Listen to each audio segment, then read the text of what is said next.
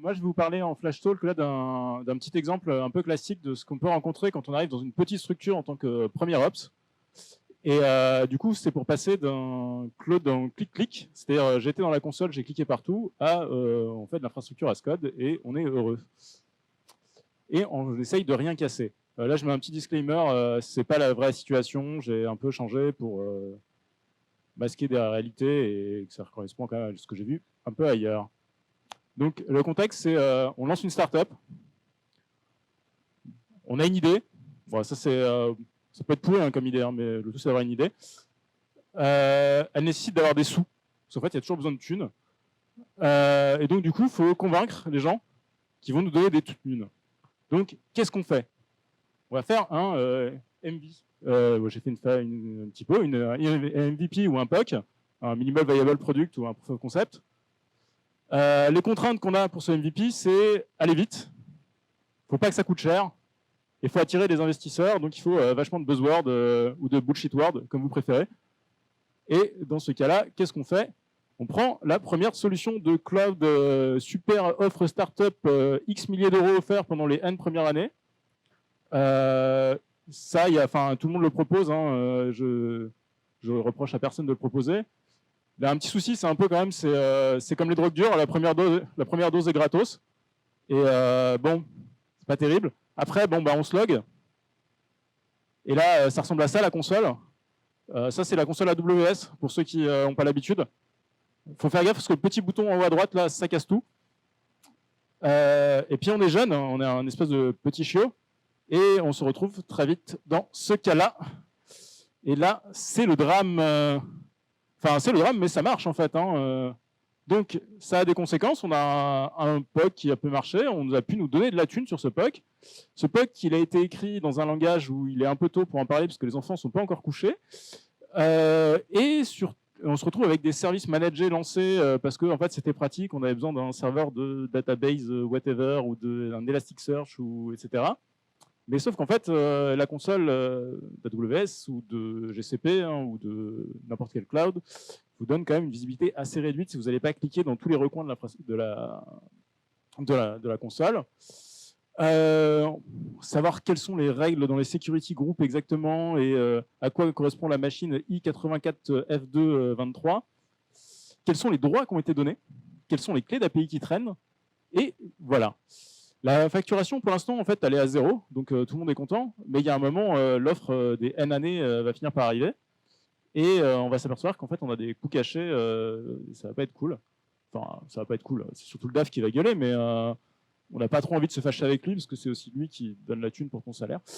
Et dans tout ça, on a un MVP qui est devenu une prod avec des vrais clients, des attentes de ses clients, etc.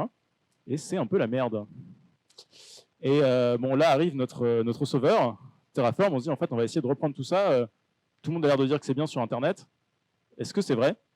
Qu'est-ce que ça permet de faire, Terraform? Pour ceux qui ne connaissent pas, je pense que tout le monde est à peu près familier avec Terraform, on a entendu parler. C'est juste un truc où on met des fichiers texte et ça fait des appels d'API. Donc du coup, on met tout dans des fichiers texte, ce qui fait qu'on peut le mettre dans un SCM, Git en général. Ça gère les accès concurrents, à la fois dans les modifications parce qu'on passe par un SCM, et aussi parce que ça gère un système de lock où on ne peut pas être deux à essayer d'appliquer deux trucs différents pour pas tout casser. Donc, ce qu'on y gagne, c'est un suivi des modifications. Parce que si vous avez fait des PR, vous savez qui a créé telle machine ou qui a modifié tel ACL réseau ou tel security group. Et surtout, on gagne la peer review. Donc, ça veut dire que les typos que vous auriez fait et qui allaient péter toute la prod, il y a un collègue qui les a validés. En général, il l'a vu, on espère. Nous, c'est renommé la team DevOps, parce qu'on est très très fort en typo. Donc, Terraform permet de faire tout ça. Mais en fait, nos ressources, elles ne sont pas dans Terraform. Donc, on va essayer d'importer les ressources. Bon, pour certains trucs assez simples, pour certaines API un peu faciles, genre si vous gérez vos DNS avec OVH, bon, on ne les remercie pas parce qu'ils changent les ID en cours de route. Mais sinon, en fait, on fait un script maison qui va appeler l'API, lister et générer les fichiers Terraform. C'est des fichiers texte, hein, donc ça se génère. On fait des scripts un peu dégueulasses en Bash, en Python, en Haskell, en ce que vous voulez. Ensuite, on exécute les Terraform import pour que l'état de Terraform soit au courant. Bon, ça marche pour les petits. Pour les plus gros, genre AWS ou GCP, on chope le code de quelqu'un sur Internet, parce qu'on n'a pas le temps, on est tout seul, on sait qu'on va avoir du mal. Et donc, par exemple, il y a une gem qui s'appelle Terraforming, qui importe tout, qui crée le state, etc. Ça, c'est pas mal. Ça va nous permettre d'avoir plein de fichiers texte. On se retrouve avec toutes les ressources qui ont été créées avec des noms un peu à la con dans des fichiers texte. Donc, maintenant, qu'est-ce qu'on fait? On fait des makeplans parce qu'on a fait un makefile, parce qu'on aime beaucoup faire des makefiles. En fait, il fait un Terraform plan en sourçant les bonnes variables, les environnements, etc. On fait le ménage dans le plus évident. On s'aperçoit que c'est quoi cette machine qui s'appelle Demo 94F. On fait le tour de la boîte. Quelqu'un sait, ah ouais, on avait fait ça pour un client, en fait, donc ça, on vire. C'est quoi ce cluster Elasticsearch? Ah, c'était pour un Greylock qu'on n'a pas monté, ok. Bon, là, on fait un peu le ménage. On utilise vachement la touche D dans son éditeur de texte.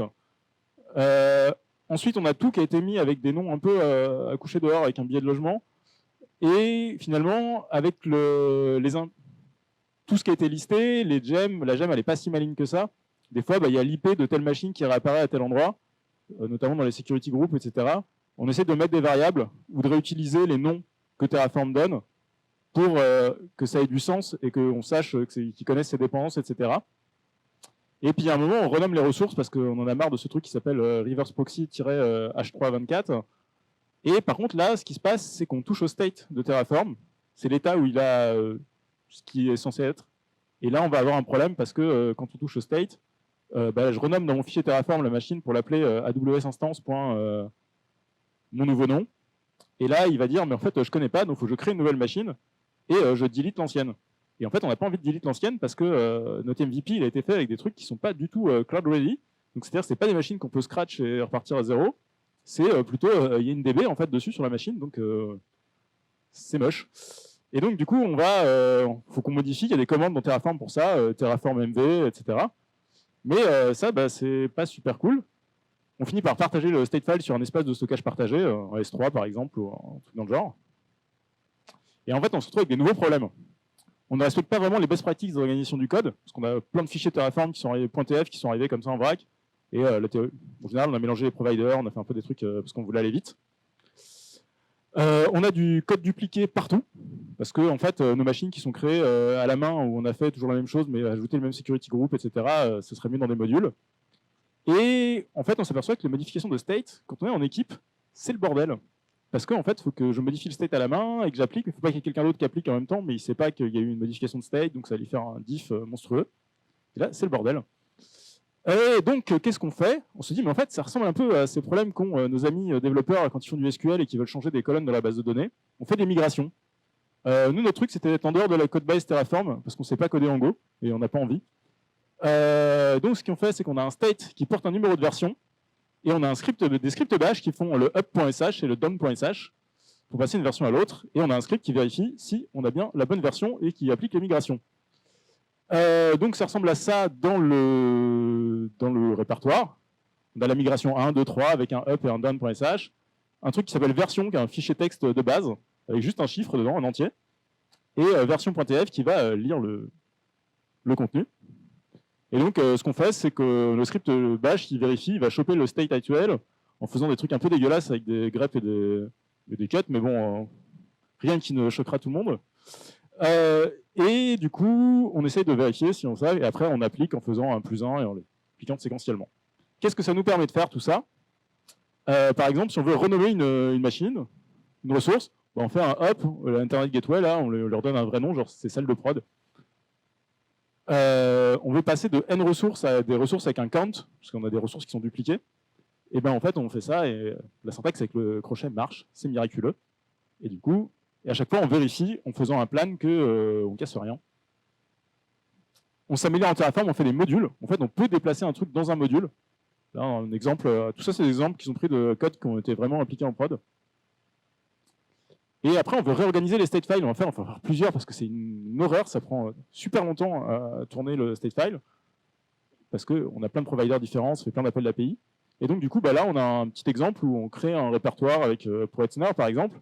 Et ce serveur magnifique qui fait tourner un Slackbot, on le change d'état et donc on le retire dans un et on le remet dans l'autre. Donc, ce qu'il nous reste à faire, c'est arrêter d'en avoir besoin, parce qu'en fait, on serait prié de bosser correctement et de ne pas avoir à renommer et refaire plein de trucs à chaque fois. Intégrer vraiment ça dans la CI un peu mieux, et gérer plus finement les multiples state files, parce que là, actuellement, faut qu'on ait un state file principal et des secondaires, sinon ça ne marche pas très bien. La conclusion, c'est que ça aurait été mieux de ne pas commencer en cliquant partout, mais on n'était pas là. C'est pas une fatalité. Et en fait, en bricolant un peu avec des scripts, on arrive à se faciliter la vie. Et en fait, la review et le suivi des modifications, c'est la vie, parce que en fait, les tests, c'est vachement bien, comme disait Nicolas, mais ce matin, mais on n'a pas tous le temps d'en faire, etc. Et en fait, la review, déjà, ça évite quand même pas mal d'emmerdes. Mais vraiment, vraiment, ça reste moins propre que de remonter depuis zéro une infra. Ce qui se passe, c'est que nous, il y a la plupart des ressources qu'on avait importées au début, maintenant, on les a droppées et on les a recréées comme des vraies ressources propres, etc. 10 minutes, c'est vachement court. J'ai déjà dépassé. Donc, pour les questions, vous me trouverez à la pause.